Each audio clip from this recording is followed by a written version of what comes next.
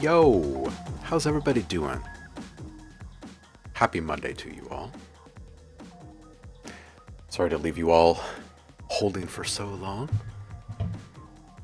And for starting up late. This meeting's running over this morning. Typical Monday, right? All right, let's see here. Proxima, you were first. Saffron, welcome in. How are you? Omni Chrono Dex, welcome in. Happy Monday to you, homie. Let's see here. Who else is here? Chakra D&B, bro. How you doing, Chakra? Ooh, doing good. Released a new one and drinking a beer right now. Awesome. Congratulations. Big ups to you. Virtual cheers. Clink. Oak Nero's here. Sent in some sound effects for us to listen to.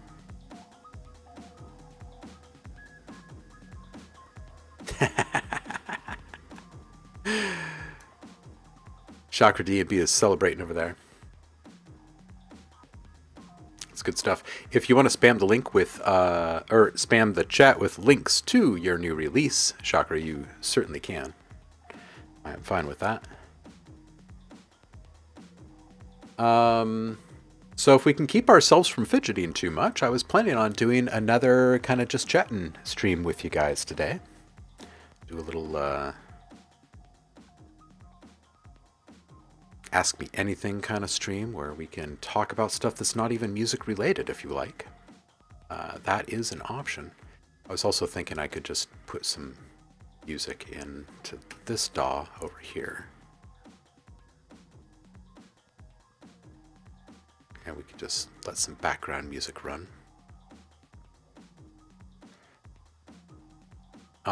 So if you guys have burning questions like, hey, how the hell do you survive in this business? Or what's the meaning of life? Or why is the sky blue? Or how do I make a kick? Or whatever it is, right? You can ask. And I'll do my best to give you honest, unfiltered answers, maybe even wisdom in return.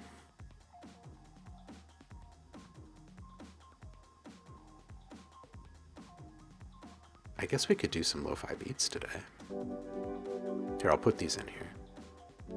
And I'm going to go back here. And we'll turn this off.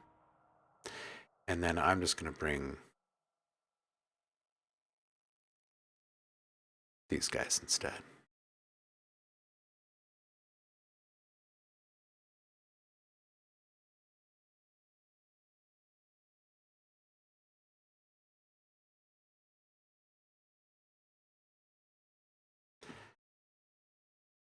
What'd you guys get up to this weekend? Everybody have good days off? Did you have days off? And what are you working on this week? You know, sometimes when given the opportunity to give or ask questions, people kind of stand there with deer in the headlights, you know, kind of look on their face. So you can always give us guys some prompts too.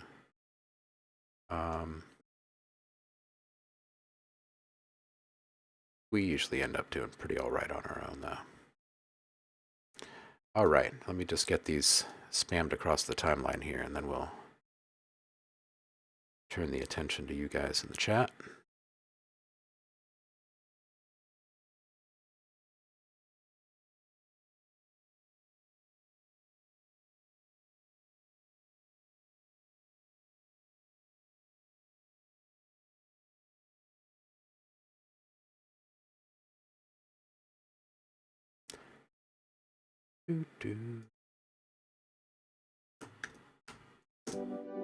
Heyo, we have sound. All right, let me turn this down a little bit.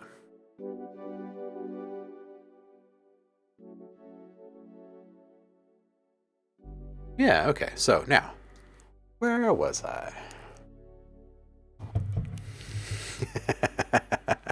Chakra D&B, drunk and happy. Yeah. Ooh, Chakra just put a link to a YouTube video up here. This is the new release. Is this something that I can click on without getting a hit, a strike here? Or was it released like fully independently or what? Fill me in here.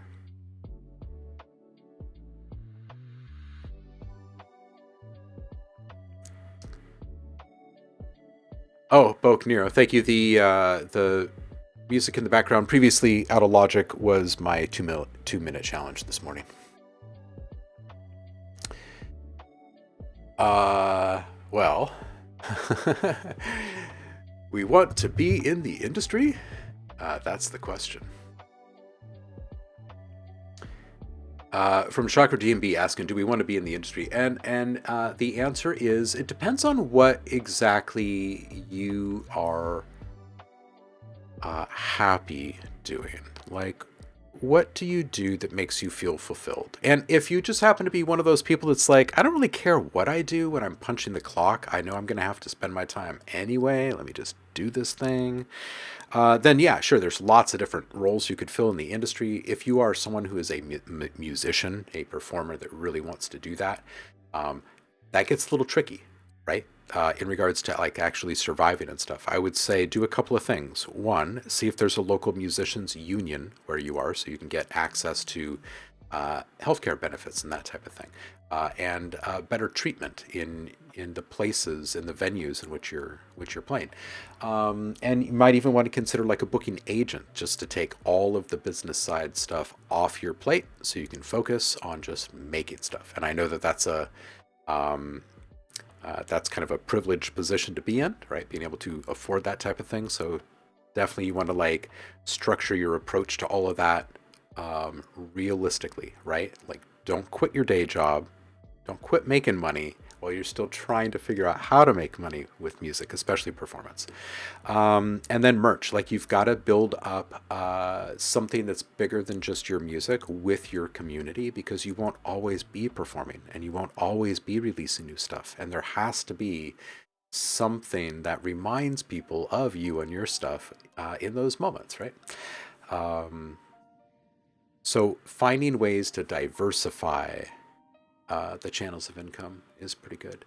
And then if you make sound and or music, but you're not necessarily like so focused on performance, now the landscape opens up a bit more. The real money in the industry is being made by people who create things that other people use in productions of some sort or shape.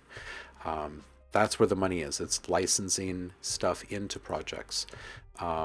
Also, this includes things like sync, right? Like getting an already released song of yours into a commercial or film or something like that, right? It also includes royalty-free stuff where you put stuff up into a portfolio and then people go there and they buy it, and then they use it. Um, Everything that involves your stuff being used by other people kind of falls into that realm. And then there's also, if you fall into the column of I love programming or I'm totally behind the scenes over here, there are jobs in programming, right? Both front and back end design and programming in various languages, right? And you would still be in the music or audio industry, right?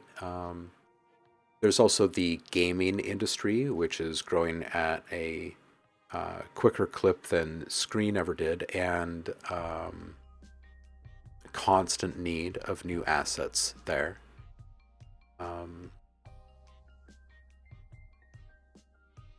so yeah, like if there's actual passion there, if it's actually something that you would really want to do for your 9 to 5, not as a way to decompress and let things out, but as your actual 9 to 5, then yeah, get into it, because it's an industry just like any other industry. Just don't glamorize it too much along the way before you get there, because nothing is actually that glamorous anywhere, I don't think. So there's that.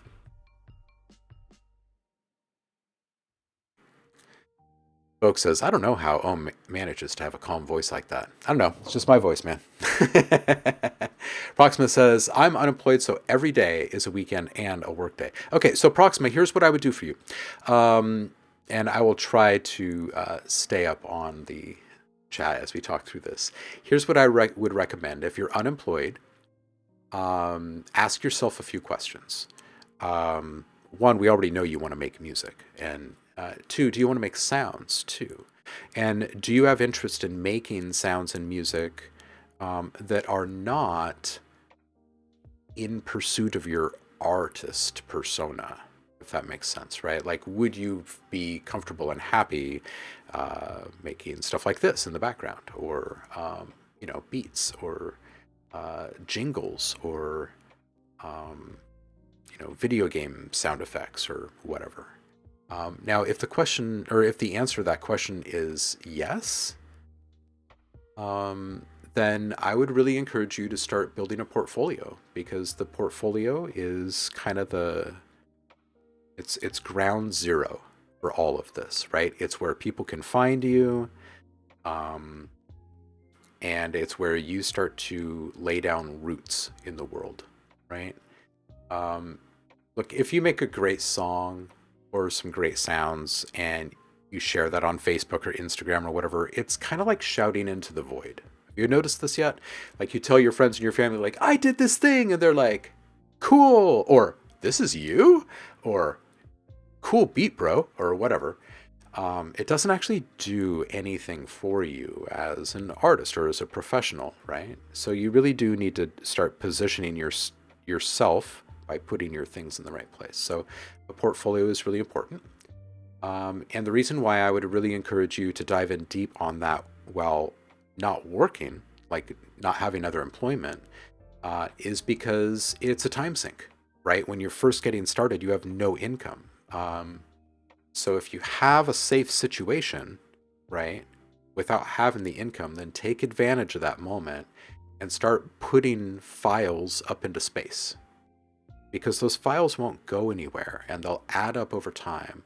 And unlike the music that you make that gets up onto Spotify and might garner some views or listens every month, those don't really pay you anything, right? So these other things will. And even if you're starting with just like, pew, pew, pew, little lasers or something that there are thousands of, so you wouldn't sell very many of them, at least it's a little bit of something, right? It's a matter of cents or something, right?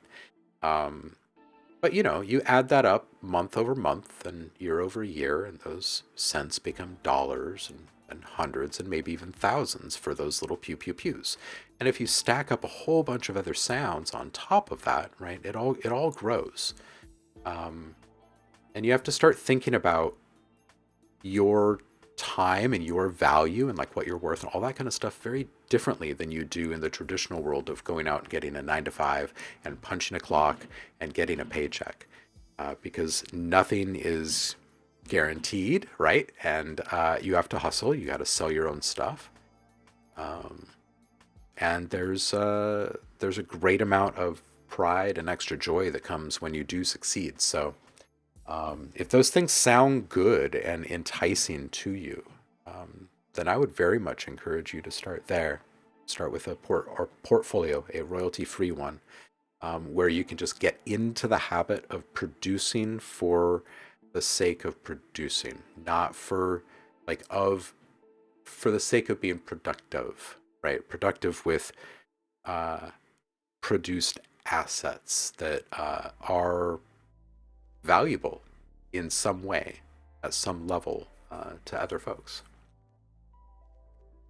And then continue to upload those things consistently, right? Hold yourself accountable in your release queue, basically, right? Pretend that a boss is going to be upset at you if you're not staying productive in there. And if that falls apart in a little amount of time, then it wasn't meant to be. But if you can keep it up in this mindset, then you're probably a pretty good candidate for this type of work, honestly.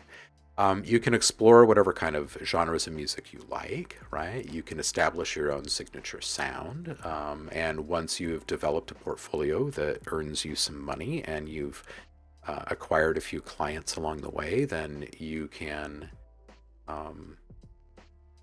begin to really actually enjoy some of the benefits of having your own business, right? Like never missing a kid's soccer game, or always having the time off for the holidays, or whatever it is. Not having to say yes to things you don't want to say yes to. Ever boil mulling spices? Yes. Yes, absolutely. In fact, there's different things that sit and simmer in little saucepans during the cool months here. Uh, yeah, sometimes dried stuff and sometimes fresh stuff. But yeah, lots of scents in the air.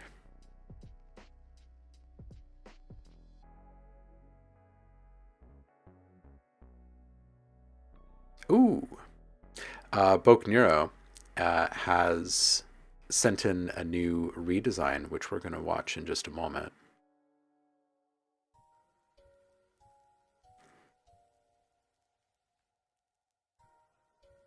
Christian, yeah, we'll probably do a little bit of feedback. We'll probably do a little bit. And I don't even think I've updated this from last week. Yeah, I have not. So we'll just say,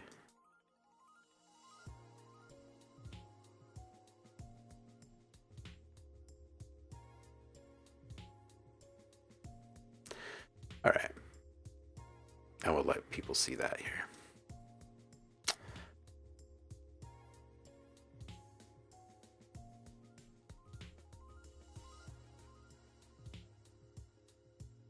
Yeah, Proxima. It's a really neat thing. It's a really neat thing. Like if you really truly enjoy like the challenge and like this kind of thrill of figuring out how certain sounds are made or figuring out how certain types of music are made, and then actually executing on that, it's pretty cool.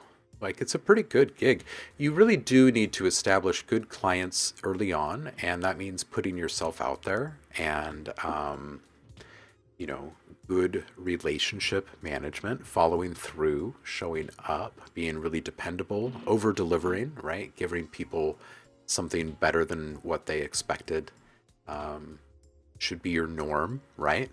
Because uh, people that are independent and on the hustle are usually really on top of their game, if you haven't noticed, which is a huge benefit to their clients.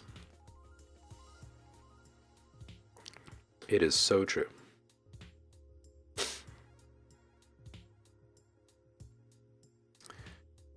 Chakra says people tend to not spend any money because if you're not in the industry and well known, at least in the early years. Mm. Yeah, that's the nice thing about moving your stuff into the licensing realm. Is none of that matters. None of it matters. You know, look, music supervisors for HBO and Netflix and whatnot, like on their flagship shows, um, or films in production, they might be kind of hyper focused on big names, right? But by and large, people really like discovery, right? They like finding something that's unique that really fits a moment, really speaks to the dialogue in the moment or the aesthetic, the ethos of the overarching project, right? It's unbelievable just what ends up inside of uh, films, games, etc. Right? So there's always going to be opportunities, and you can never really predict which thing is going to land when you're talking about big sync stuff, right? A known artist getting in with some sort of licensing deal. But what's really easy is getting your stuff into everyday material, right? The stuff that you don't really think about, right? Think about this. When you've had a long day and you need to unwind, you turn on the TV and there's some series, this gripping drama. Maybe it's a murder mystery, or maybe it is a just a riveting documentary, right? Regardless of what it is, I can guarantee you there's a few sound design elements present pretty much at all times in these productions, right? There's usually a bed, like a drone. There might be a pulse to set some sort of pace or some sort of tension.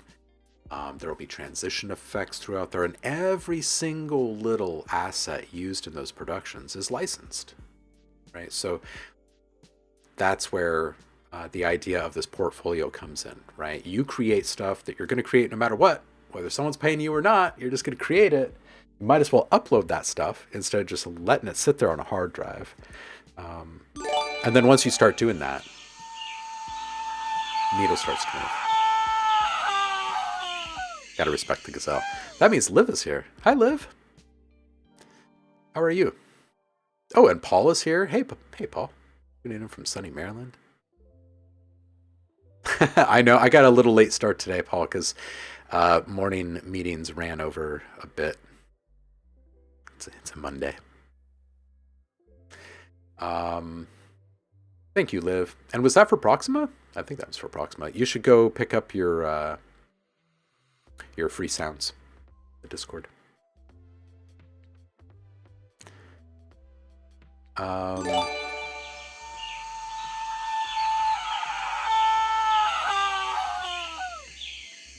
Oh, Knira, thank you, homie. Appreciate you. We're gonna listen to your stuff. Where was I in the chat here? Oh, Proxima is saying, got laid off from tech in March and I've applied to over 300 software jobs and haven't gotten anything back. Oof, that's hard.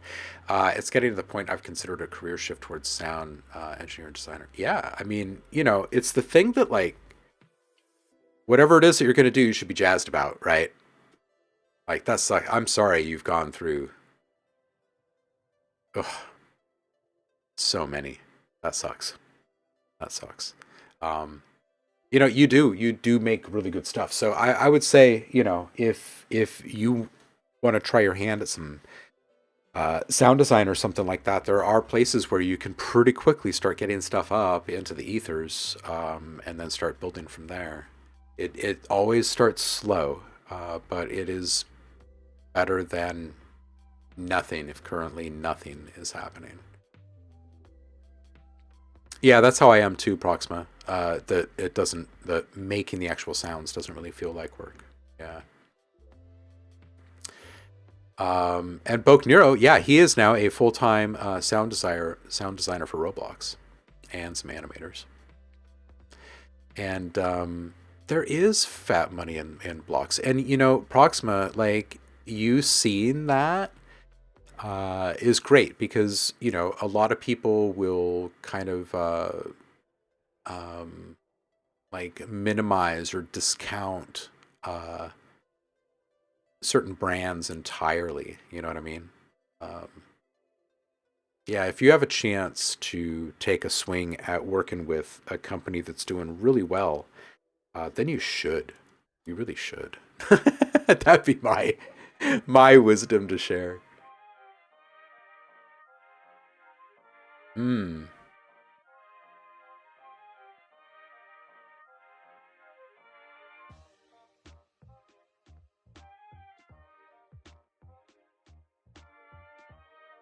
It's Roblox. Yeah, I'm just reading this. None of those games really need an engineer right now. They're not, like, I don't know, hard to explain. It's Roblox. AMA is Ask Me Anything. That means you can just riddle me with questions. We're not really working on a specific production today. So I'm trying to make more of these happen. I'm trying to dedicate one stream each week to these and see if I don't get too antsy during them. Christian's saying, I got hired by some rich daddy to produce his 16-year-old daughter R&B. I have not done R&B. So I did a quick 30-minute IB check and just gathering feedback and falling in the right genre. Yeah. Yeah, Proxima, absolutely. The Halo 4 beam rifle was made using Foley from a window mount AC unit.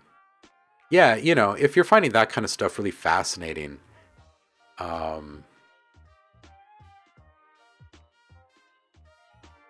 definitely try to emulate those things as the first step. You guys, what are you doing? I love you guys. You guys are great. Please respect the gazelle. Feed the gazelle. You guys are amazing. Truly. But you keep on messing up my chat. guys. I have to scroll back to where I was. Commercials, sync licensing, etc.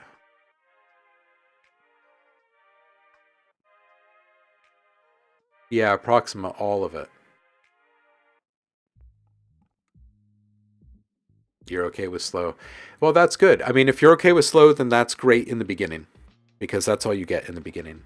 Every once in a while, you get lucky with a couple of things. They get popular for a while, and that feels good. But you don't get too high, you don't get too low. You just stay focused. Stay focused on outputting the same exact kind of content each day, right? And you stay in your vein, in your lane.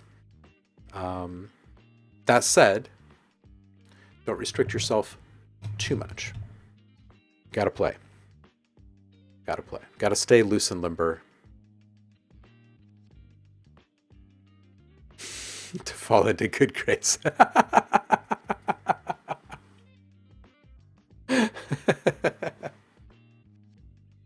Oh man, watch out for Boke. If no one respects the gazelle, we, the Ohmies, will prosecute you. Ah. Yeah. Proxima, I know.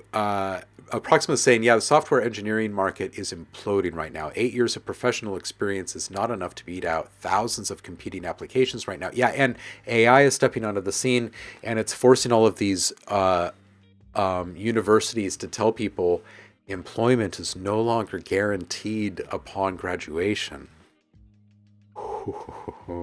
Yeah, and it was obviously, right, the biggest growth sector in education for the longest time, and yeah, yeah. Having a backup plan is great, but you know what's even better than having a backup plan is having a safety net that's already built. That's why I like being a creator, because you know what, like the stock market can crash, and people will still need laser sounds and you know what I mean? Monster sounds and gripping drones and stuff like that, because all of those unemployed people will be at home watching movies or playing video games or something. So being a creator and continually, persistently uploading is a really good way to ensure you can take care of yourself later. Where are you located? Proxima says Portland, Oregon, and OhmLab says Portland, Oregon. Where are you, Prox? I mean, you don't have to give me like your street address, but if you say like, you know, I'm in Southeast or whatever, I would at least be able to like wave in your direction.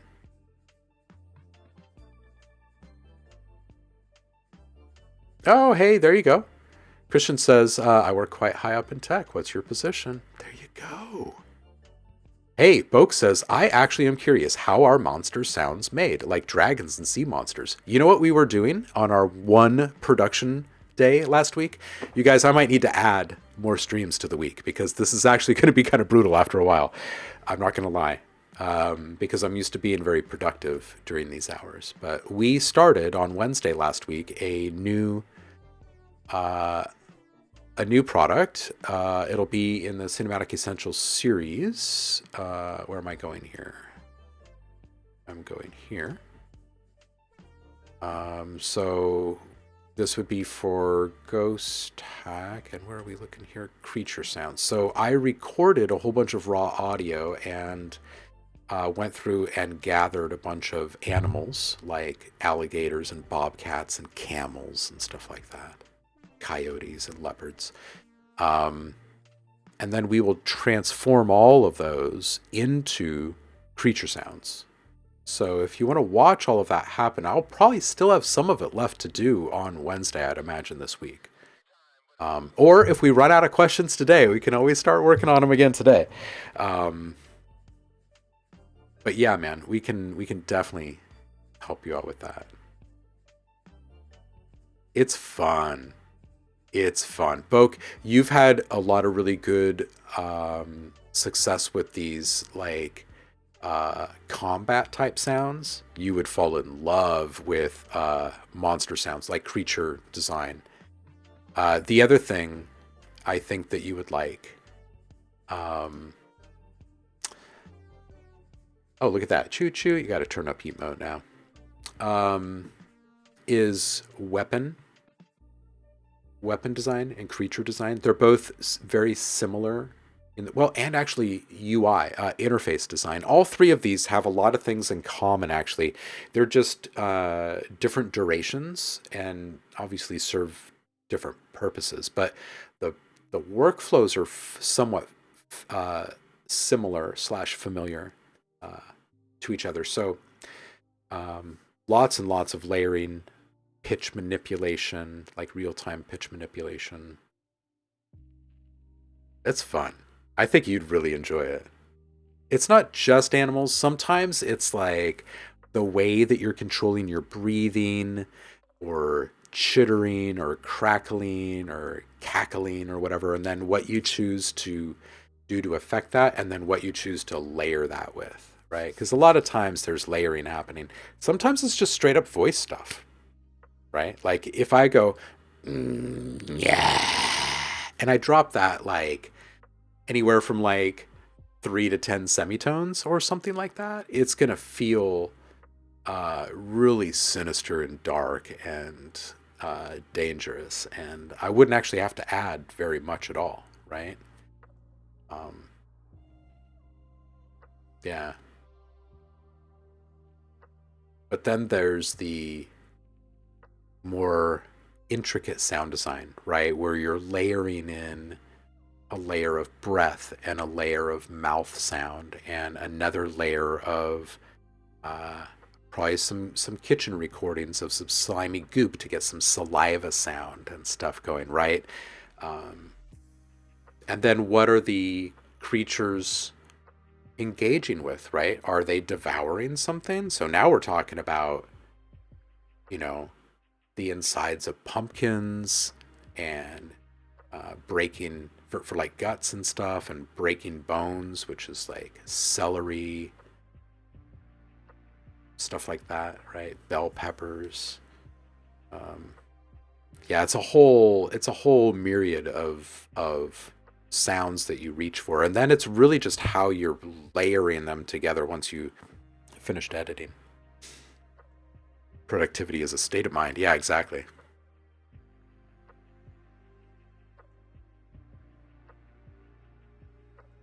Oh, look at that. Look at that. Look at this little matchmaking happening right now in the chat. Christian, you're wonderful. Thank you so much. And Proxima, good luck over there. Maybe something will spark between the two of you. That'd be great. Boke says, by the way, OhmLab, before you check the sound redesign, I'll post one sound at the bottom, which I want you to listen at first. Okay, cool. Yeah, we'll do that.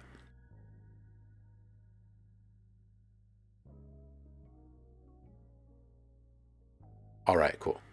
I will check that right now.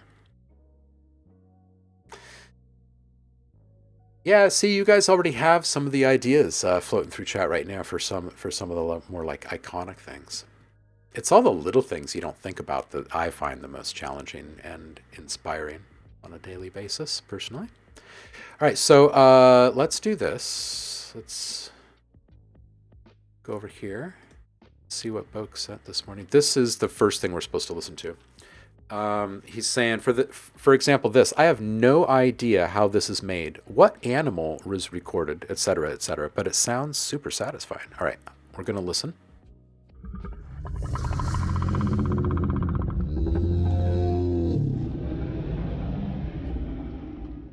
Well, now I feel like I kind of have to lift the veil and show you how we're gonna make this. This could be done just with your voice, but this sounds like it's probably a camel.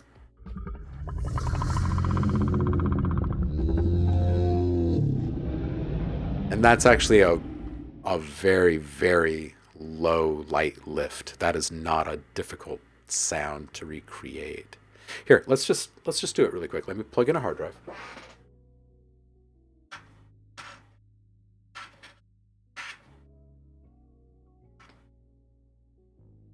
Wait a minute. Hold on a second.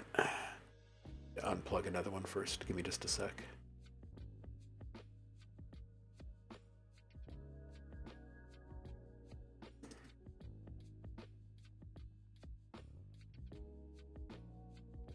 All right, let me just get rid of this guy. It's going to take a minute. And while that is working, I'm just going to kill this project here. I don't need anything here, right? I don't think so. We're going to load up the creatures project from last week. I'm just going to show you really quick. Because these things are really easy to demystify, and then you can run with this inspiration and figure all sorts of stuff out.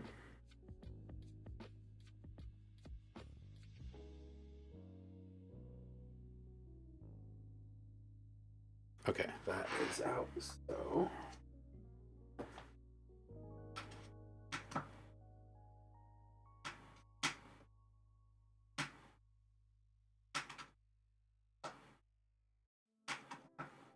Okay, hard drive in. Okay, and let's just actually open that one more time.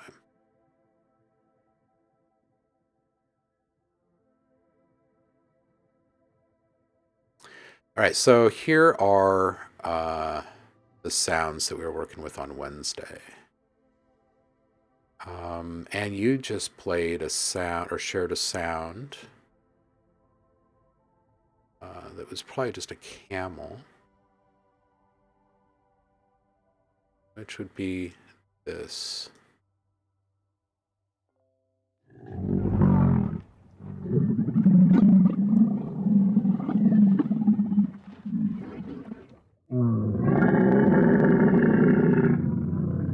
So I'm just going to use this one right here as an example. If I was to just drop the tuning of this,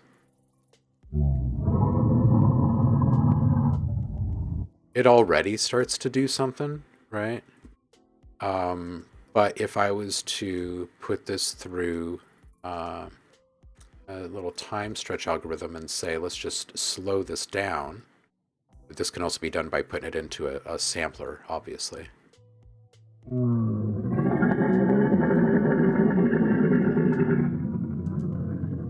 Right, and if you combined a pitch shift down and a stretch like this, right, you can quickly start to see exactly how the sound starts to come about. If you put in some multiband compression in there, you can really get a lot of edge and definition and stuff without ever even bringing in other processes or other sounds and get really close, right?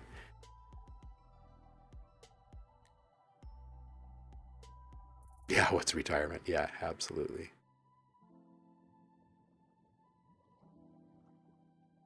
You ever thought of doing sound design challenge, like a sample flip kind of thing? Yeah, we do that all the time, and we're going to bring them back. We're going to bring back the sound design challenges. We used to do them a whole lot during the streams, and we just kind of fell out of it. But I would like to see them back.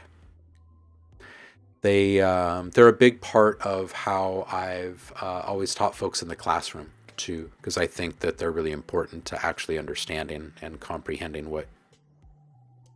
what's happening in a sound. Yeah. All right, let's look at the other stuff that Oak Nero brought.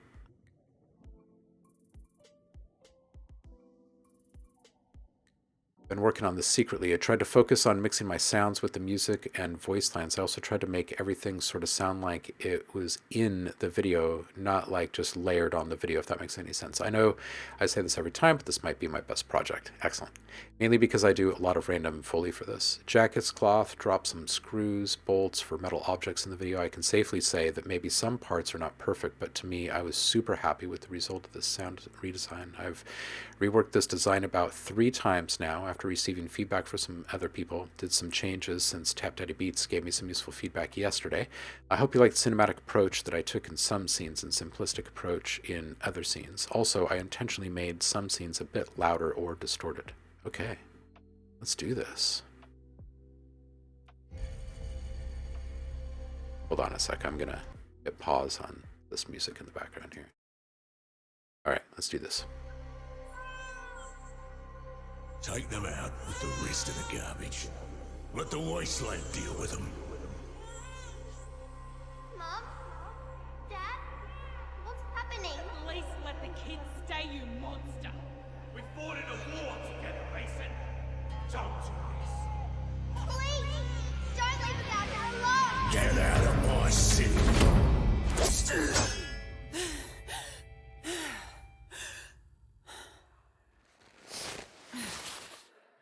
What? I'm not allowed to have a bad dream?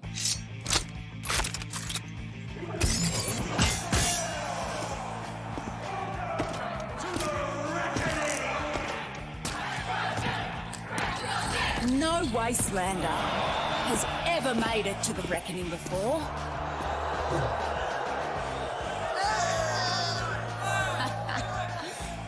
But here I am. A free-for-all. With 0 rules. And the survivor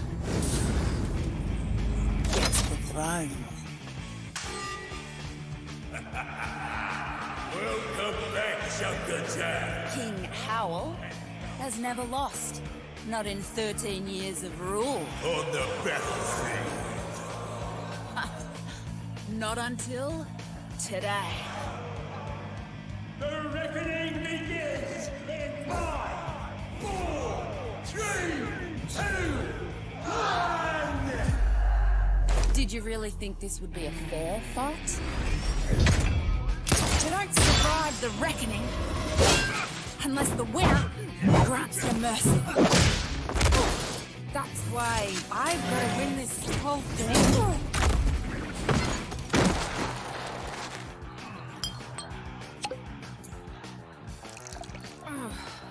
All right, let's get this started.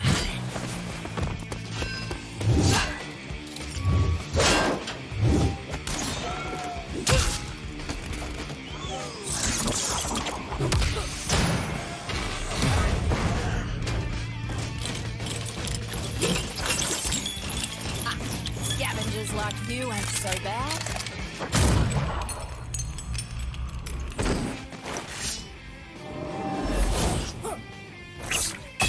You know how to fight dirty.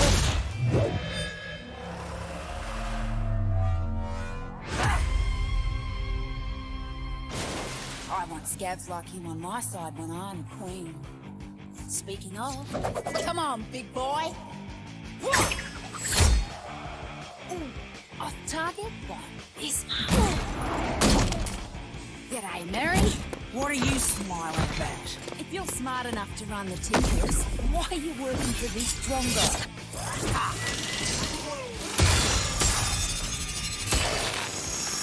Like you being bitter.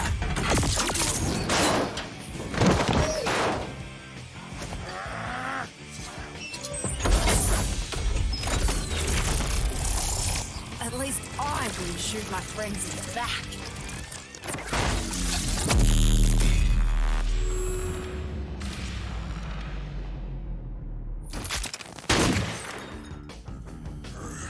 Wastelander scum!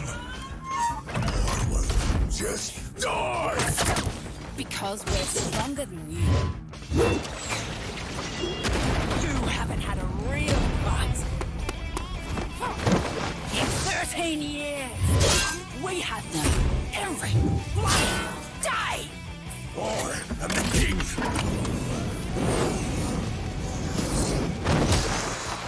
I own everyone here! Not in this arena.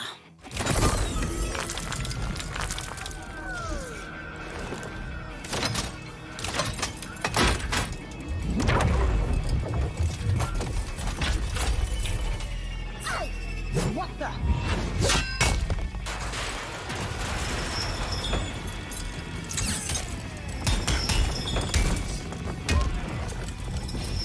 This meathead has a bigger magnet? Figures.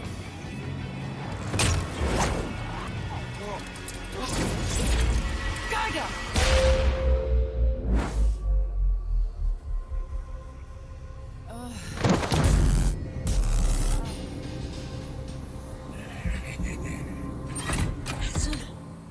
That could have gone better.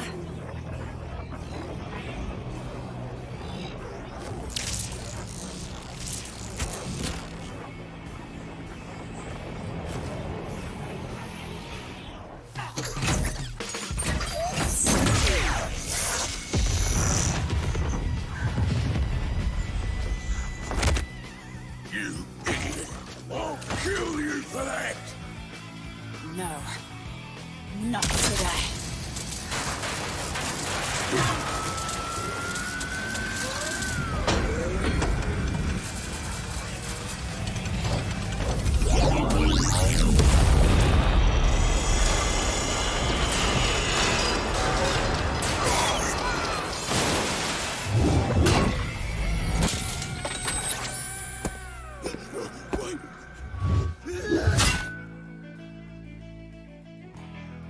Mercy. I'll give you the same mercy you showed my family 13 years ago. Get out of my city.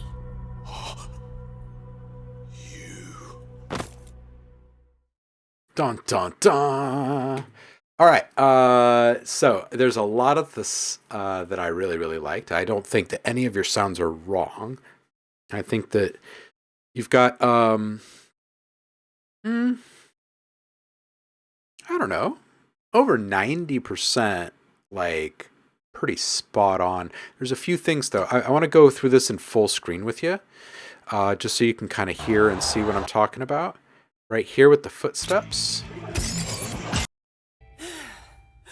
Or the footsteps. Start walking, I'm please. not allowed.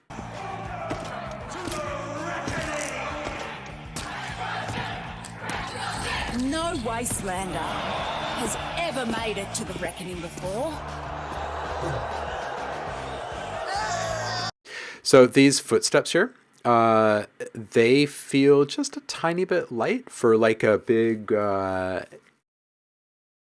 know, kind of like warrior kind of entrance. So something to kind of consider.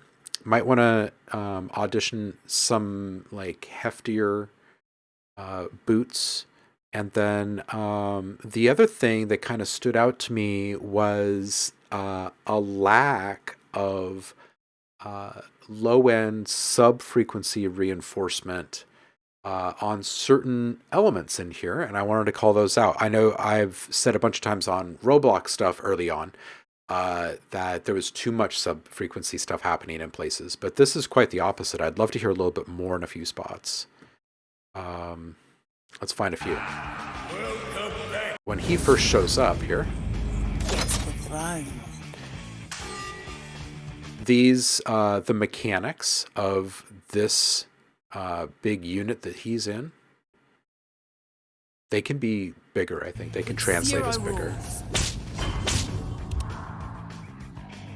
I'm a survivor. So that stuff right there, those sound effects like the fire and the type sounds, I feel like all of that can actually just be bigger, and it can be in a really big environment too. So the reverberation feels much more industrial and overwhelming than it does right now. Because just imagine how big this actually is. You know what I mean? So there would be like a pretty fierce resonance with this. Obviously, you can't like make everything super thunderous in your project, but this might be one of those things that you accent a bit more with some low frequencies to really kind of give it a bit more kind of girth and impact. It's the throne. Drive the reckoning. Unless the winner grants their mercy.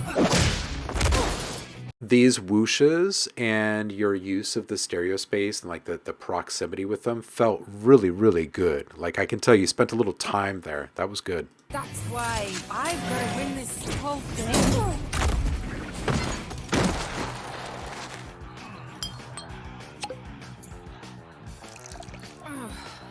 All right, let's get this started.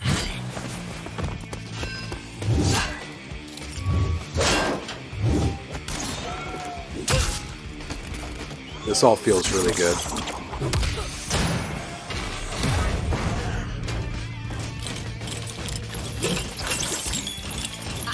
Scavengers like you ain't so bad.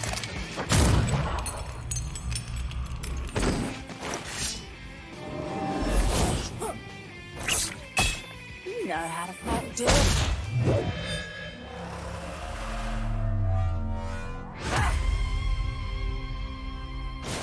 Yeah, like even that hit right there, that could actually have just a little bit more low-end impact.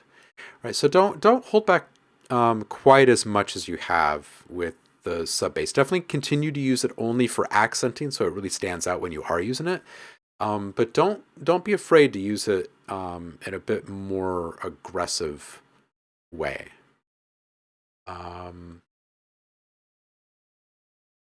On purpose lowered the sound effects in some sections to make it blend in better.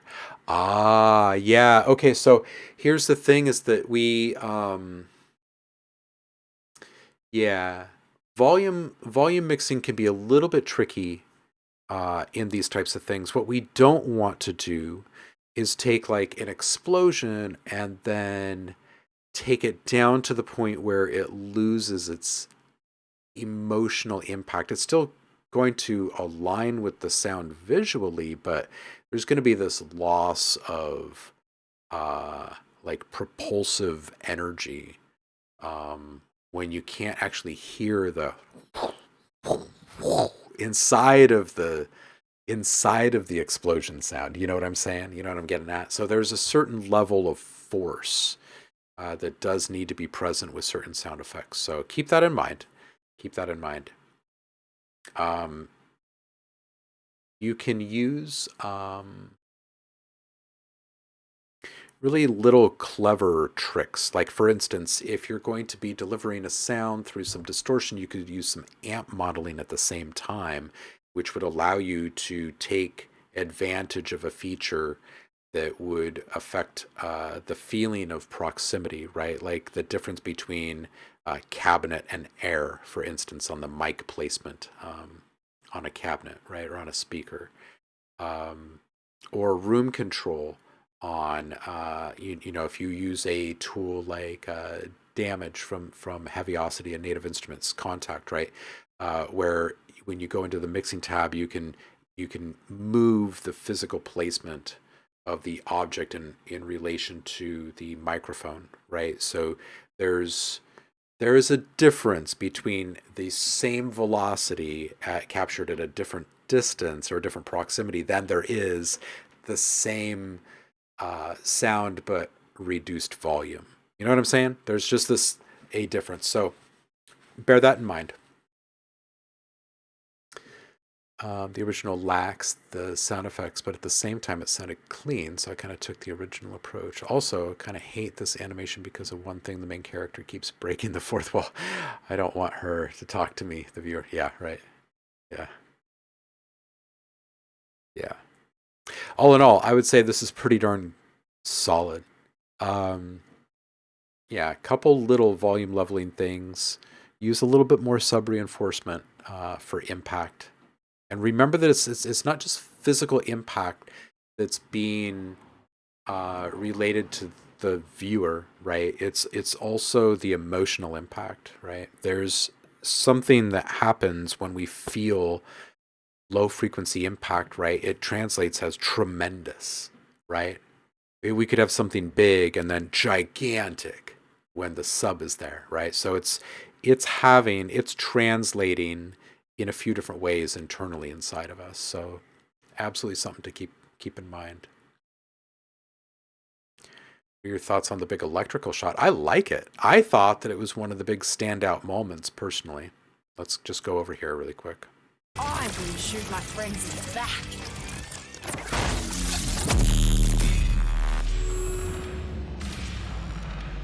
This is the kind of all-enveloping sound design that you would expect to hear in a couple of other spots. And I think the reason why you did such a great job of pulling out this one element in that same way is because you're very familiar with that sound. You're very familiar with that from your Roblox exercises, right? But you could execute very similar things elsewhere, where you kind of force the focus of the viewer in a very certain and specific way. It is a really weird but unique sound.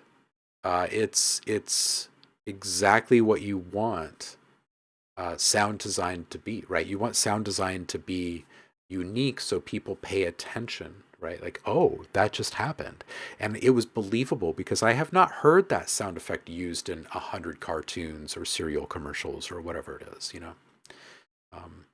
Yeah, unique is super important. It really is. Yeah, great job on this one. It's really, really good. Really good stuff. And we had another one too, Proxima. And I don't think I realized before today, I don't think anyway, that you're in Portland. This is great. All right, question is, Proxima is asking, I find myself producing a variety of genres and sounds. Is there any advice regarding how to handle an electric sound when it comes to maintaining a semi-cohesive artist brand image? An electric sound. Oh, an eclectic sound. I don't know why I read that as electric 2 times in a row. An eclectic sound. That's a really good question. I think by and large, people that seek out music that is eclectic or uses eclectic palettes really appreciates thoughtful artwork that relates to the subject matter being referenced in the art itself, like in the music itself. So if your music is thematic in any way, then aligning the art so that cleverness can be discovered and appreciated is definitely worth having on your list. And the use of colors and shapes, right? Not going overboard with art and keeping things a bit more minimal so the intelligence can shine through, so to speak, right? When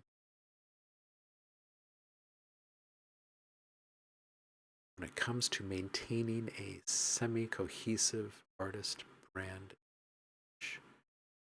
So if it's the concern of genre hopping, if you will, right? Not sticking to, your albums aren't AC/DC. You don't sound exactly the same from one to the next. Don't worry too much about it. This comes up a lot. So you're not the only person concerned about this, and it comes up a lot. And the best advice, I think, is the best advice that I normally give, is simply be yourself and pursue exactly what it is that you want to pursue, and make no apologies for it. Right? Expectations around music and artists start to occur when the artist starts speaking about it, right, or not speaking about it. And by that I mean, if they give their fans a reason to anticipate more of the same, and then the fans don't get that, then they'll be upset. But if the artist is effectively communicating, I am an artist, you don't know what to expect from me next, then it's a grab bag and it's great. So I think that part of this is just communication and part of it is aesthetic, right? Part of it is using simple art that relates to the content that you're speaking to or whatever. But a lot of it really is just relationship management and effective communication and dropping little hints too, like even in the lyrics of your music, right? That, that maybe this isn't normal, like there may not be a normal in your ecosystem of music and sound, so to speak, right? That we're simply here to play with things that play well together or something. Get the feeling I should be vaulting things that don't fit into a theme or have a different project for that. Well, yeah, again, I think this speaks more to your unsureness of a fit of something versus your audience. Have faith in your audience and their ability to appreciate where you're willing to go as an artist, right? If you're making cookie cutter music and you have 13 tracks on your album and number 7 comes way out of left field, it's got varied BPM, it's got mashed up genre, like it's all over the place, and the rest of your stuff is like top 20 pop type stuff, then yeah, obviously it's going to be a bit jarring, right? But you yourself are in kind of in control of what is going to be digested by your audience, right? When they're listening through something. So put it out there in the way that you want, right? So if you want something spliced in between two tracks that's seemingly kind of chaotic or eclectic or completely juxtaposed or something, then just do that, because it's going to shatter whatever kind of expectations might have been starting to form in the listener's mind during track one, right? And then they get that little interlude between track one and track three, and they're like, I have no idea what's happening. Like, I have no idea what's going to come next, right? So they're kind of shattering the illusion, or you're helping them shatter the illusion of like preconceived notions or expectability or predictability, right? So part of it is on you in how you are presenting the content. And part of it is on you in regards to the aesthetic of the brand and the art that kind of coincides with the artistry, with the content itself. And then the rest is on you in the way that you just kind of have to let it go, right? You can't actually know what people are going to be thinking while they're experiencing your stuff. So there's obviously a point at which you just throw your hands up in the air and you're like, it's going to be what it is. The eclectic part I'm talking about is less during a single song and more just variance between genre theme from one song to the next. Yeah. So yeah, I hear exactly what you're saying. And you know, if you're releasing albums, then the easiest way to take care of this is to make your albums eclectic. Because if track 1 is quite different than track 6 and track 7 is quite different than track 14, then people are going to understand that you're unpredictable and that your stuff is eclectic. There's no more explaining needing to be done. What would be weird to them is if the next album that came out was all just like straight down one lane. That would feel weird, right? But if what you do from day one is eclectic, then there's no explanation needed. People know exactly what's happening.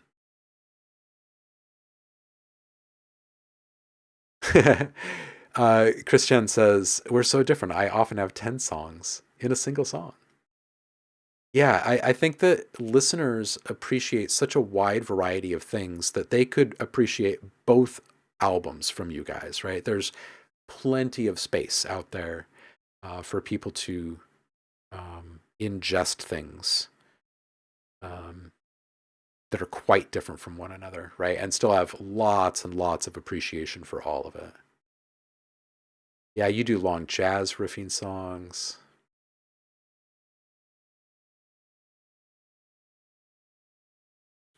Yeah, exactly. Paul says it right here. Just keep on collecting till your eclectic is your sound. Yeah, exactly. Your genre is you. And there's a great many people out there that only desire that. Like, they want something that is different, that stands out, that is eclectic, right? That is art. So lean into it. Lean into it.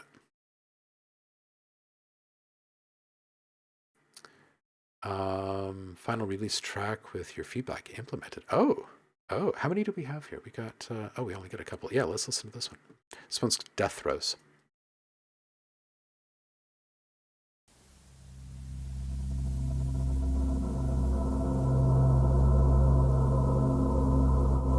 Wait, hold on a second. We didn't even listen to this, did we? We didn't. We just talked for so long. I'm like, let's move on to the next one. Let's do this.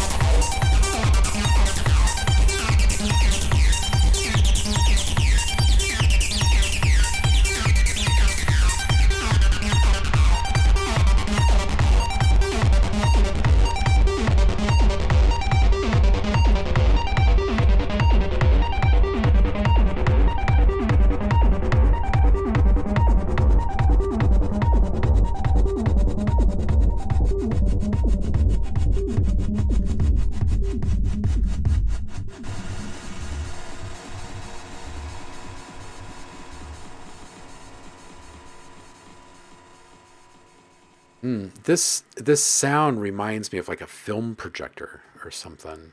I like this one. If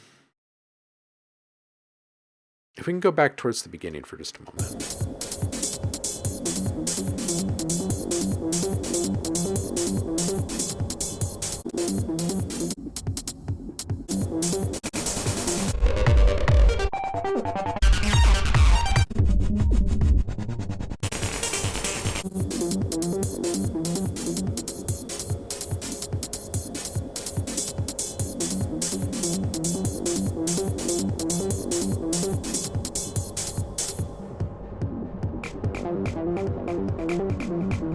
So this hat, everything else kind of is going in and out except for the ambience here and that hat. And when that hat drops out, and I had this feeling the first time I listened through it, like, would that have been a little bit better on a fade? Or what if it was coming up and down with those other elements that was coming up and down? It felt a little bit abrupt. And then at 134, this little pulse rhythmic element, I think it can come down just a touch. I like the swell in there. I think it'd just be a little bit down. 156, I really like the chaotic energy here. And I feel like the kick can kind of be responding to this peak energy with a little extra saturation. So maybe there's a saturation swell that comes up as everything kind of crescendos, and as it comes back down, that swell comes back down as well. So the kick actually becomes a bit more, right, during all of that, and then kind of eases out towards the end there.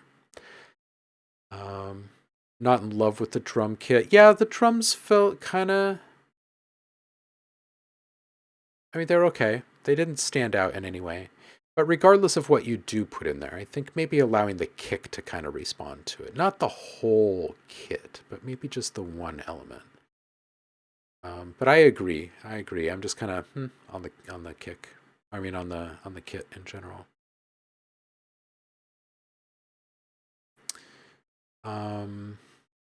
Yeah, that's it. I think it's worth chasing. I want to listen to this one too. Yeah, you bet.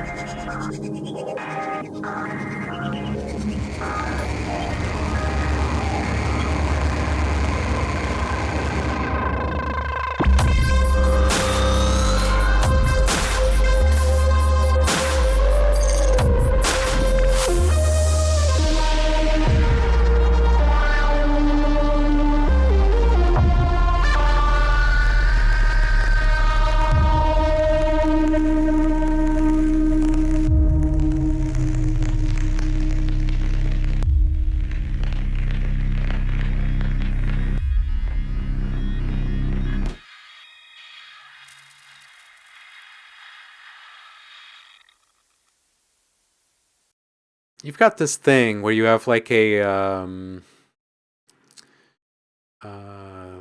phaser or a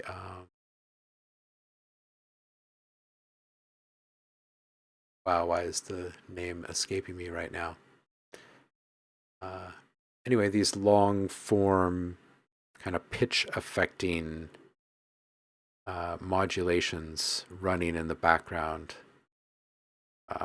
And it's cool. It gives us something else to follow over time. It's good. This felt great. This felt great. Like the way that it turned out, it felt great. I really like the use of the stereo spectrum with the textures. It all felt really big. It's good stuff. Build up got a little bit muddy, says Christian. Oh, and you're gearing up for your first ever live hardware set in December. Nice. Tony Bright Sound is a granulated sample from a friend's ambient track. Nice. Nice. Nice. Christian, it is you.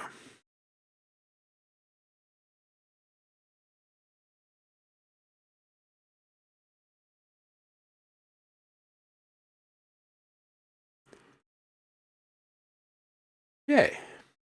Yeah, you are welcome. You are welcome, Proxima.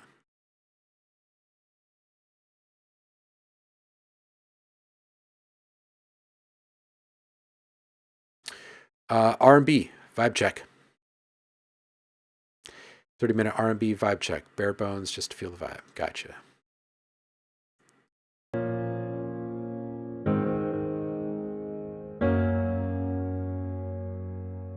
Mixer master, just need to understand if it in the R&B or am I off? Right. Good, good, good.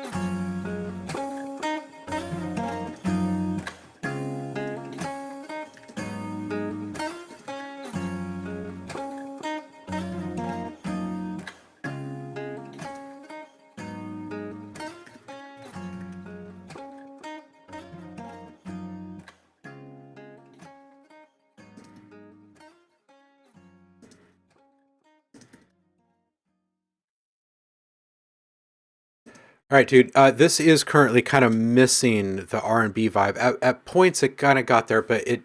I think what we need to do is change up the beat and make the bass notes less staccato and linger a little bit longer, little more moody, a little more sustained, a little longer decay. The keys are tasty, but it would feel better with more humanization and also some of the notes removed. Because oftentimes you'll find in R&B stuff, there's like hesitation, and sometimes certain notes just aren't played for effect, and it feels more emotional as a result. Um, you had some whooshes and some like guitar slides and stuff in here that felt a little more coffee shop-ish than R&B. So it felt a little bit more manufactured than felt, right? So like it kind of the difference between um um hmm kind of the difference between blues and, well, no, that's not a good analogy.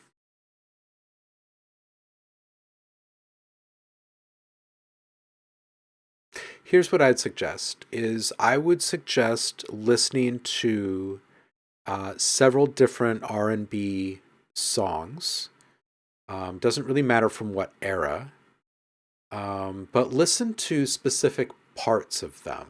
Like, what do they do when moving between the verse and the chorus? And what is the beat? Like, if you were to listen to a dozen or 2 dozen R&B songs, what are the top three drum patterns that they're following, right? And what specifically is different than yours? Because it's not necessarily that the pattern is off, but the palette is a little bit different and the delivery feels a little bit different. Um, yeah. But when you do um, listen to that reference material, be really critical when you go back and you listen to yours. Like, what's missing? What is starkly different in mine than what I'm hearing over here? But I think part of this is also mindset, right? So definitely, I mean, listening through a whole bunch of R&B for a while would probably be really great, right? Like, go back to the 90s and listen to some like Erica Badu and stuff, and listen to some like 60s and 70s, you know, some old school R&B, you know, Aretha Franklin, that type of stuff.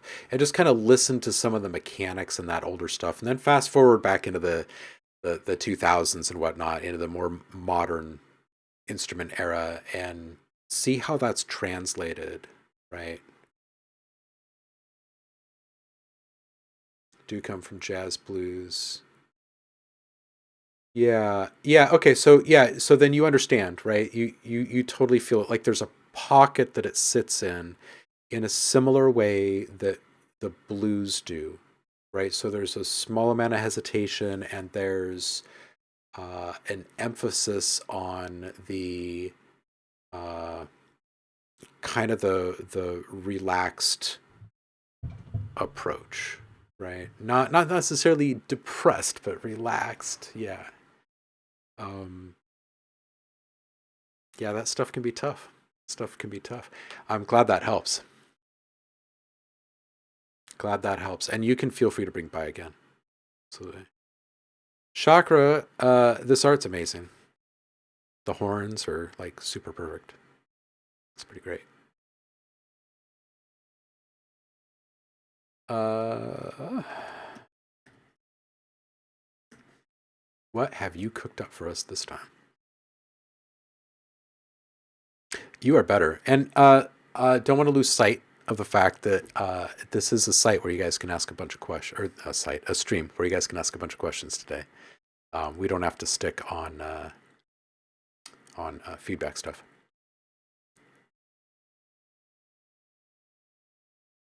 Oh, it wasn't just me. Good. Christian was also saying, yeah, The drums are not very R&B, right? Yeah, yeah. Okay, so you're feeling it. Good. Do you count as an OG? If your join date was 2023, nope, not even close. Sorry. If it was maybe, a dozen years prior for the OhmLab project specifically, you would be in the OG club, I think. I'd count that. All right, so what do we got here? We got Chakra. This one's called Better Now.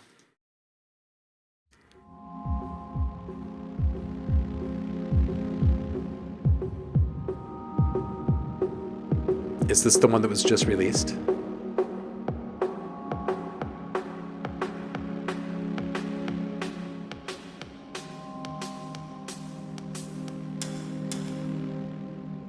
Kiss me, I'm better now.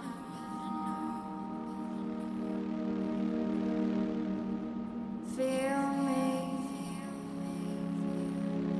I'm bleeding now.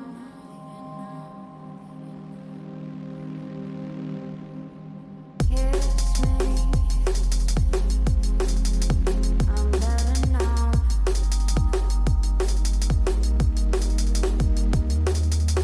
Feel me, I'm bleeding now.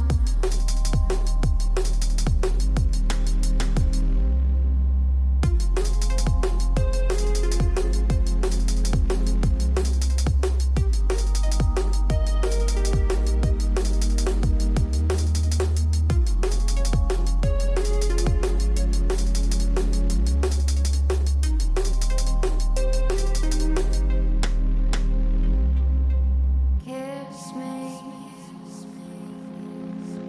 I'm better now.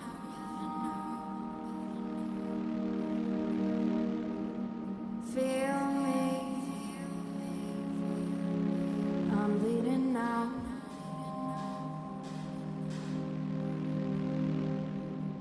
Kiss me, I'm better now.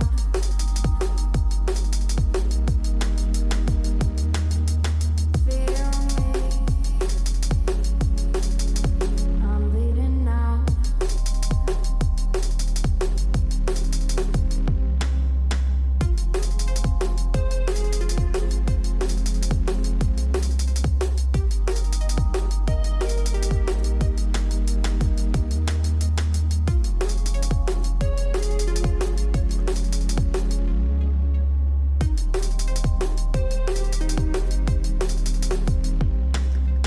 Kiss me, I'm better now.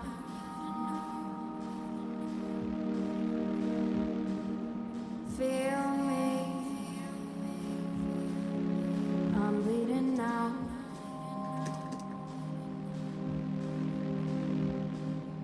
Kiss me,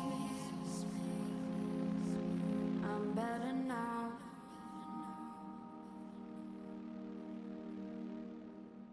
Feel me, I'm bleeding now. Yo, Chakra, this was lovely. This one had um, some really good feels. Yeah.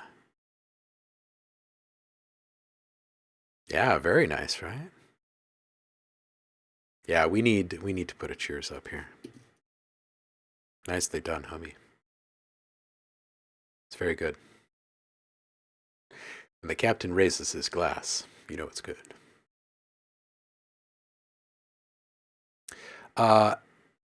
Exokiz.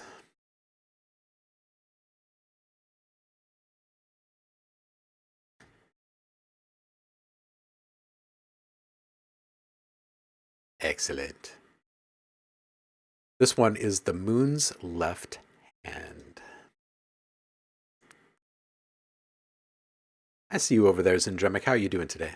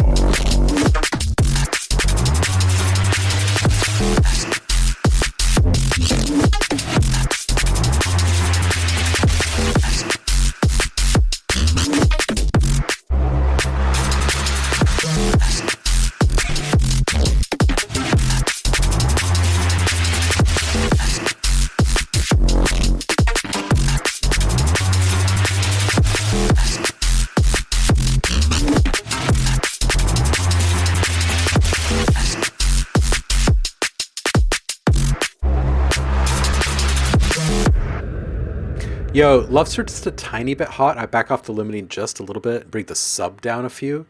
Other than that, like this is pretty ace. This is good. Is sound design all yours? And if so, what's the weapon of choice? Yeah, this one's pretty good to go. I would bring the sub down a few though, just so you don't knock out any molars. Really good juggling, by the way. A lot of it's collaboration with a friend. Excellent. Okay. Well, good on you guys. You guys are making some good stuff, and I would say keep cranking it out together because I mean, as long as you guys are getting along, you're making good music. So I really dig this one. I would not say no to listening to more from you guys. For us. Stranger Things.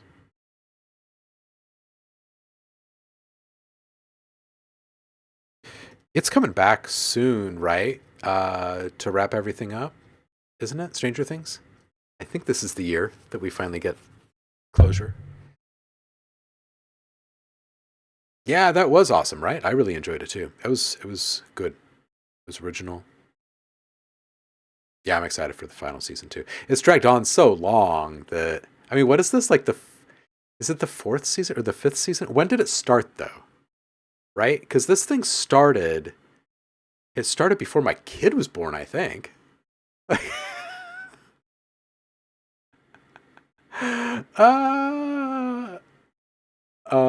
Excellent kids, if you want to put another one in and we have time for it when we get to it, we will listen to it.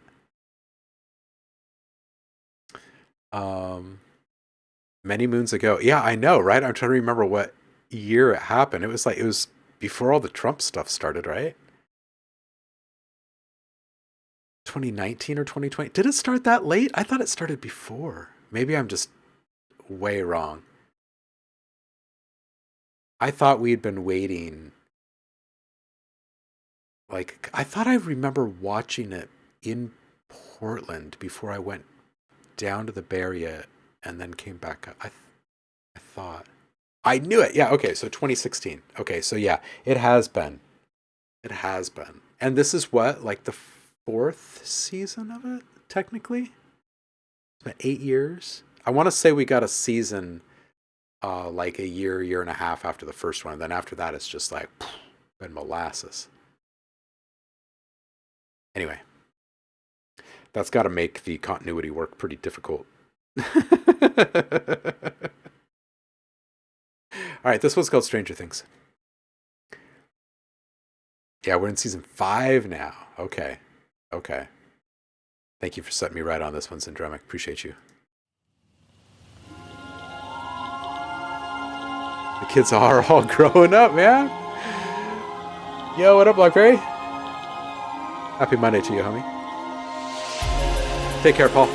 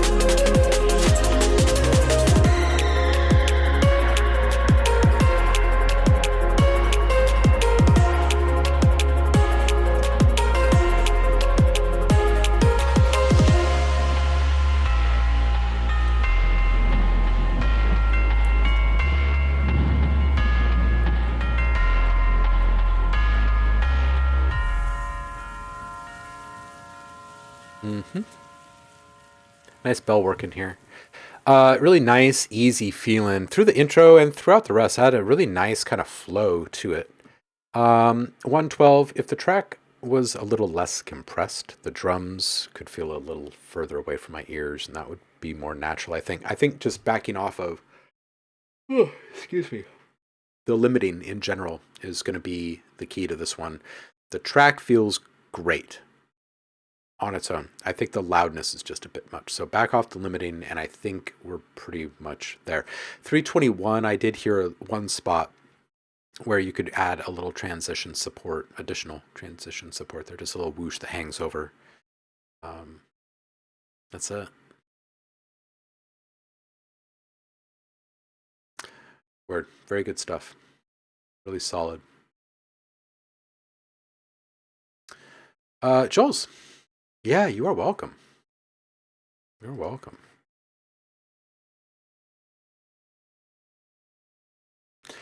Jules, it's been a while. Let's hear what you cooked up. Hope you're doing well over there.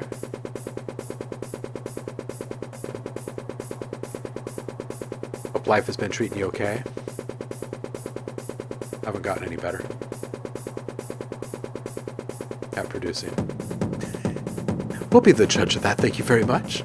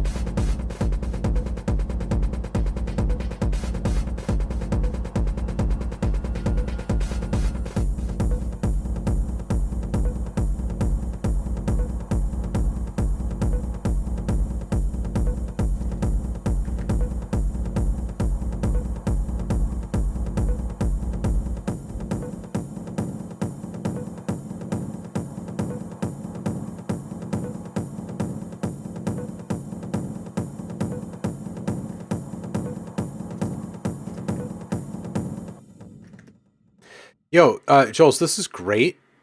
I really dig the old school vibe, and I think it's missing two things. I think it's missing one more interest line of some kind, whether it be a top line, like a melodic top line that gets followed in some way, or dialogue that gets chopped up or something, or just general ear candy, like sound design ear candy that's kind of repurposed a couple of different times and moved around the stereo field. Um, that's one. The other one is long form modulation. Like if you put like a 16 bar LFO, just a sine wave LFO on a really simple saturation and then put that on the bass track, that'd be great, right? Like every 16 bars or so, there'd be like a little added to the bass line, which would be kind of cool. Another could just be like a little 32 bar, or it could even be a really short one, but something that runs long, like throughout the duration of the track. And maybe this one runs on the drums, right? Maybe it is a 32 bar cycle on the cutoff on the drums, but there's a much shorter game being played with the resonance knob in there or something, right? Like that knob is being, you know, moved around on like maybe a 6 bar clip or something like that. So it's accenting slightly different notes each time a 4 bar loop comes around or something, right? Just two tiny little subtle modulation elements in there. Nothing too really deep or over the top. Really tasty toms in there, by the way. That syncopation is fun. It's pretty hypnotic. It's pretty great. Proxima says, also, if you haven't watched Underdog Music School's 10 Rules of Techno music vid, it could really help you out the drive development in your track. Such an underrated vid.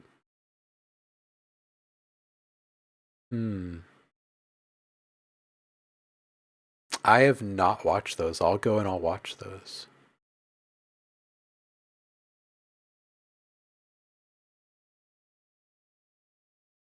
Blackberry says, why such a long development for the intro? 50 years ago, when electronic music was new and you were extremely limited to the capabilities and functions of the gear, then it made sense. Here, you could condense all this down by 2/3, add more interstitial development, toss on a couple of melodies, and still have time left over to have coffee. But this is the bones of a solid track. Now, add the flesh. Yeah, this is it's a tough one for me because I really appreciate like when I listen to stuff like this, it's kind of nostalgic for me, and I like that people are still making uh, music with this simplicity in mind, and yeah. So for me, it's like some nuance work in there would be pretty great. Mess with me once I am hypnotized. Old school techno flows in your veins. Yeah, right? Errol DeVille, welcome in. It's been a minute. Happy Monday to you. Oh, I didn't realize you guys are still over here dropping. I'm going to put a little closed sign over here on the queue. We're going to listen to all y'all.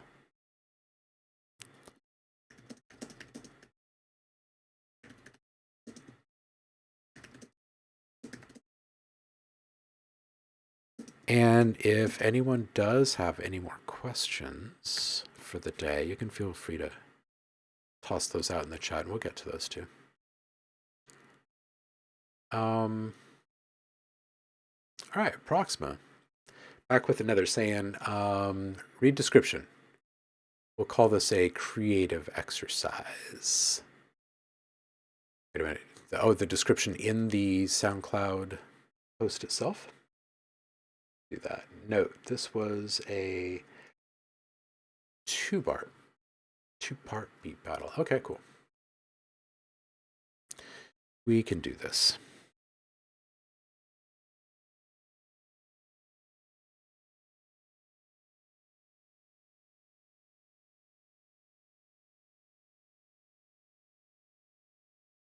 Let's beef that up so people can see it. Okay. I think.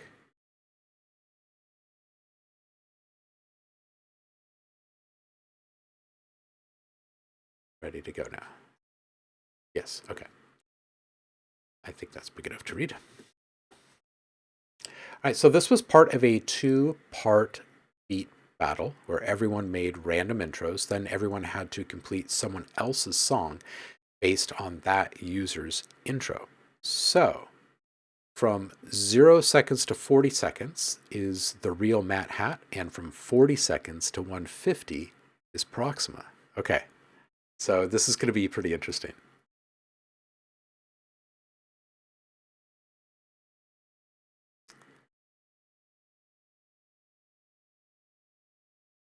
Yeah.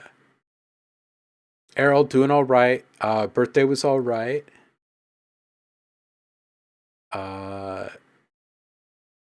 Yeah, Blackberry, I feel that. Also appreciates the nostalgic feel. Super limited marketplace in the world. Yeah, absolutely. Absolutely. People are definitely hummingbirds nowadays when it comes to their attention span.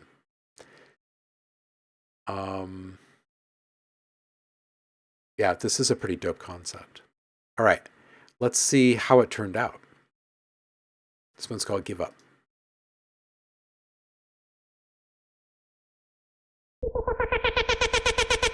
We're no strangers to love. You know the rules, and so do I. A full commitment's what I'm thinking of.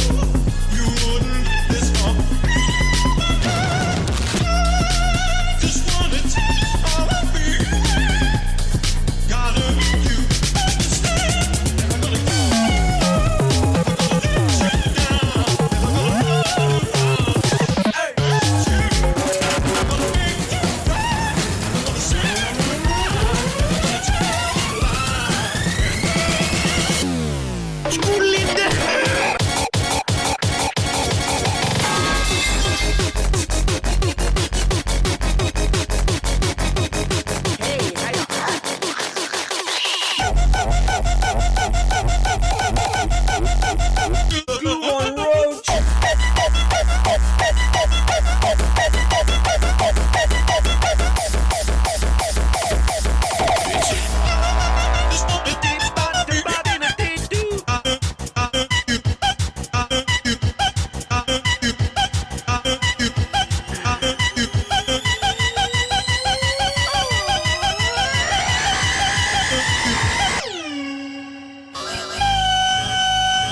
Yes. Who's pulling his cock up?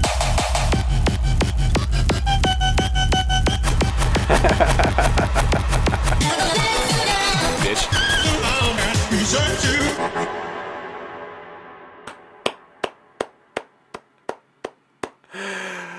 Ah, that was great. That was fantastic. That was fantastic. That was just fantastically great, fantastic. Somebody ate their Wheaties before devising this Rickroll. That's a good one. That was a mess and I can never release it. Yes, yes, yes.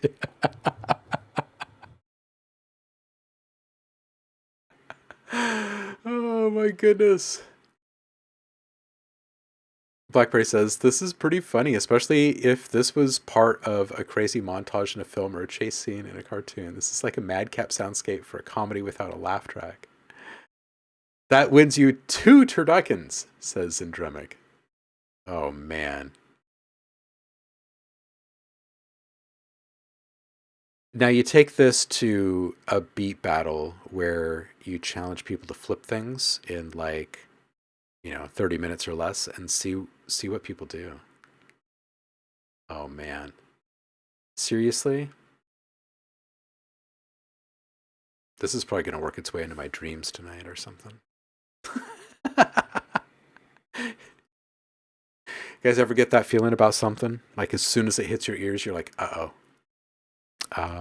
This one's gonna This one's going to be in me for a little while. Turn the beat battle into a beat battle. Exactly.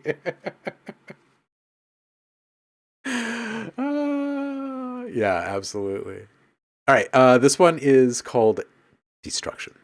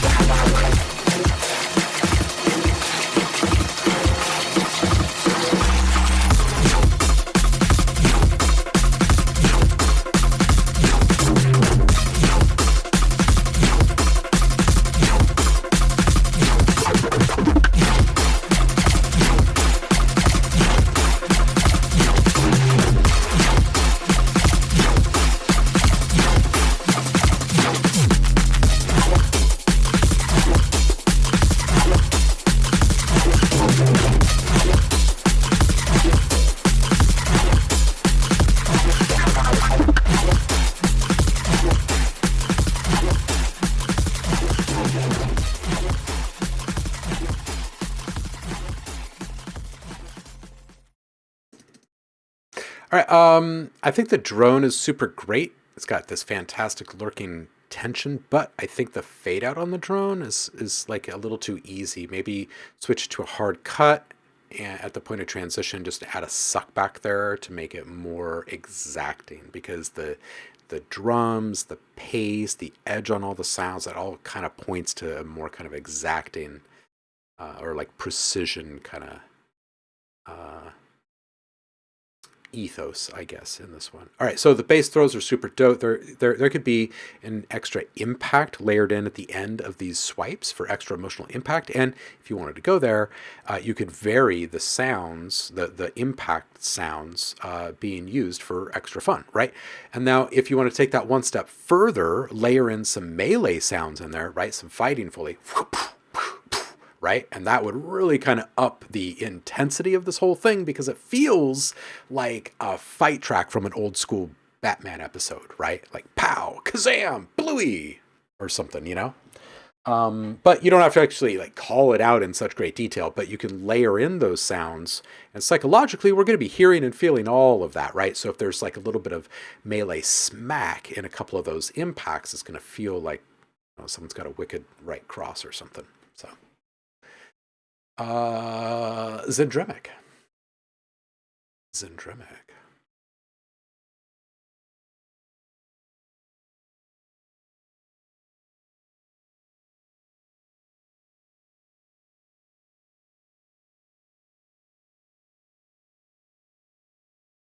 Blackberry says mostly this track needs a little more love in terms of the sound field. The use of pan positioning and depth of field, there's a lot of space between the hard left-right sounds and center and close to far field that's being underutilized. Working on that would probably open up a ton of frequency space, allowing you to be even heavier with the individual sounds. Yeah, space makes peace.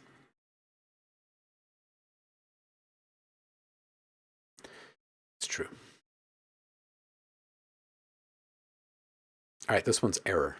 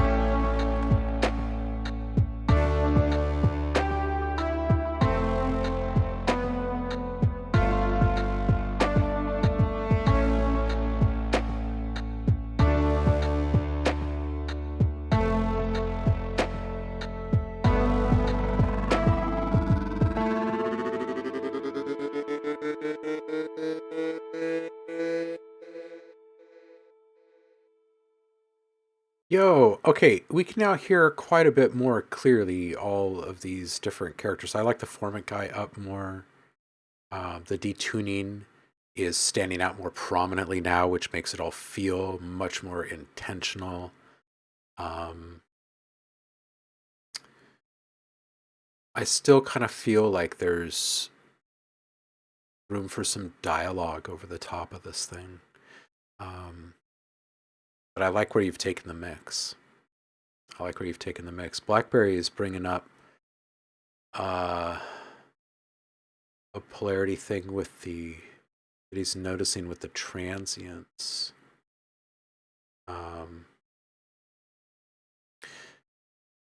Is the stream spotty for anyone else, or is it just on your end? I don't see any drop frames here at all today, actually. We're humming along at 5% CPU, 60 frames per second.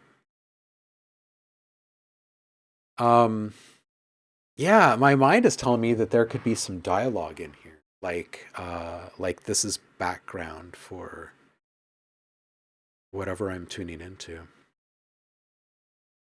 Yeah. Errol DeVille, it's been a minute. Shall we see what we get?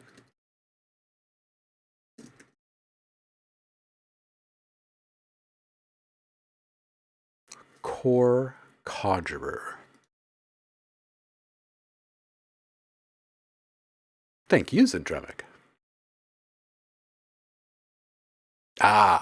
You think Errol's saying, I think my part of this versus the track is done.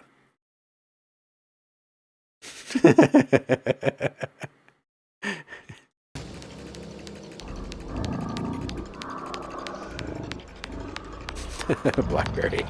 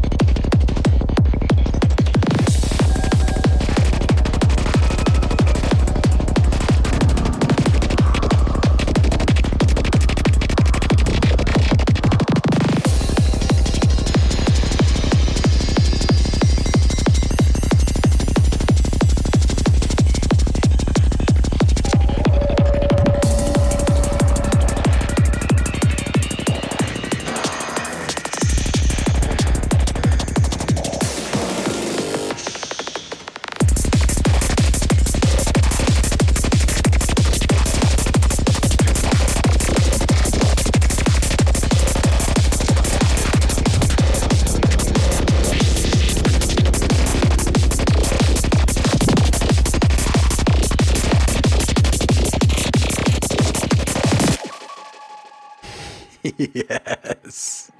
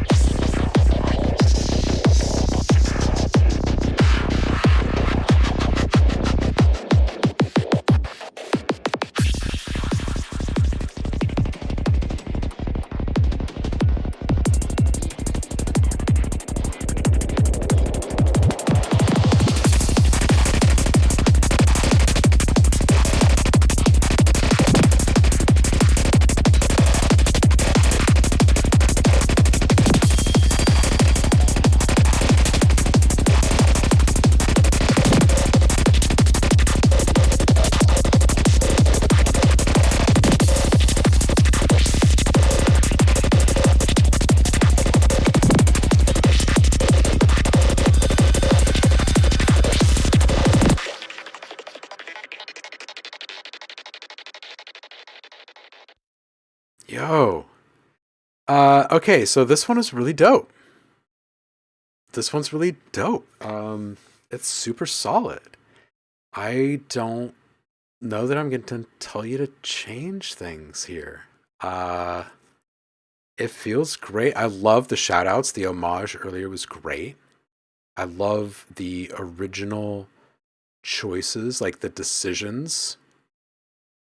Many were like really original. The timbre of several of the sounds and the ways that you chose to use them were really original. Good on you, man. This is really good. This is really solid. I dig it. Somebody give this guy a donut.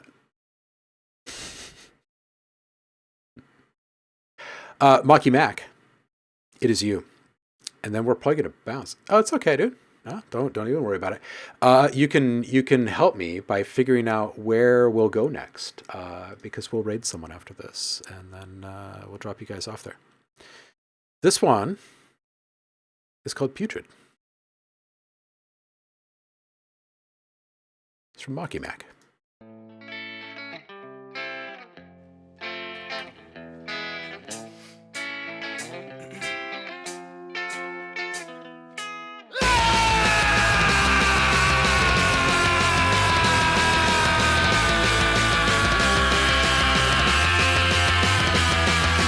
Okay, humans, what are we doing? There's no excuses for the way it's moving. The world's polluted, beliefs deluded. The path we're choosing is so confusing. As the race we're losing, look around you, doofus. This isn't news, it's a fact that's proven. Trash consuming, the green and blue shit. Ignore solution, feels like nobody's using their mind to think anymore. Just addicts that are clueless. Excuse my rudeness, that was intrusive. I got so sick of being a nuisance.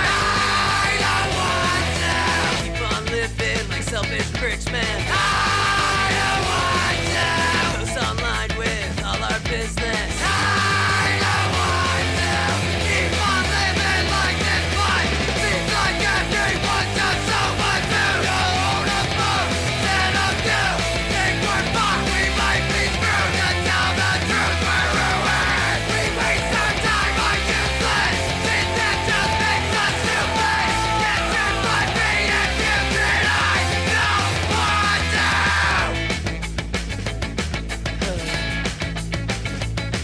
Did I make my point yet? We still going through this. Drinking water is just filtered sewage. And if you're lucky, don't know if you knew this. In a million years, you'll be using fuel sick. Nuclear fission and heartless dipshit. All it takes is one decision. Nobody's using their mind to think anymore. Just addicts that are clueless. Excuse my rudeness, that was intrusive. I got so sick of being a nuisance. I don't want to keep on living like selfish pricks, man. I don't want to post online with all our business. I don't want to keep on living like this, but seems like everyone's got so much food. Hold a phone, set up to think we're fucked. We might be screwed to tell the truth. We're ruined. We waste our time on useless shit that just makes us stupid. Get your blood being putrid. I don't want to. This just takes me back to tape. This feels right. I don't want you to change this. This feels so raw. Like he had something bottled up and had to let it out. Use a tube compressor for the old sound on the master. Well, I will say that I really, really appreciate the raw nature of this one. I really do. Yeah, they kind of nailed the old school sound, right, Blackberry? Okay, so yeah, this is 2 tracks in a row, I guess, where I'm just going to say I don't want you guys to do anything to either one of these. They're both great in their own right. And I think that both of them are staying rather true to the original integrity of their genre and craft. So I think it's good. I think it's good. Yeah. Very DIY. Going on an EP you're putting together. Great. Yeah. Yeah. That's great. This is fantastic. I love hearing that. It's great. All right. Well, we got a small bus today, but we're going to drop you guys off somewhere. We're going to go somewhere. Let's see who is playing on Twitch right now.